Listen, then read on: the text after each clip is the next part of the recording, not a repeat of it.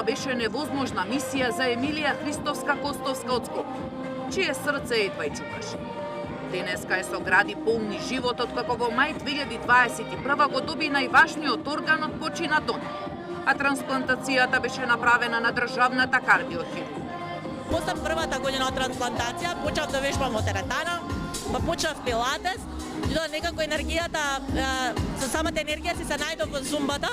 Се осеќам преубаво, полна со енергија и спремна за уште многу предизвици.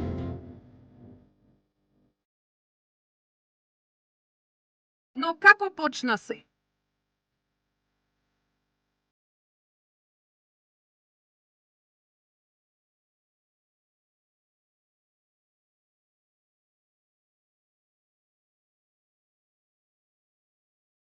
Во 2019 оваа храбра жена не побара за пред нашата камера ја раскаже нејзината мака со бројните операции и прегледи на кои бил, но и најголемата желба да добие срце.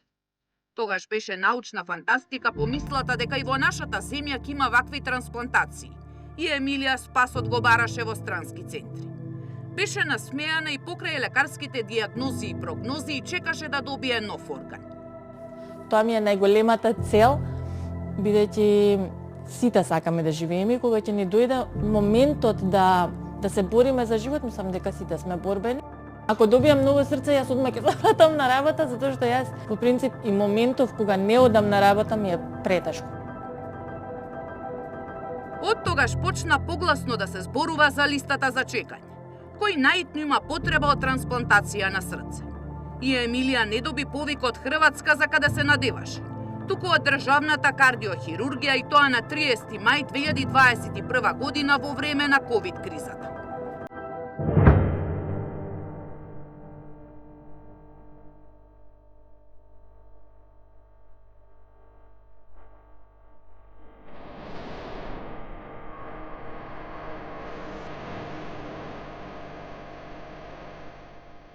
Во нејзините гради почна да чука ново срце.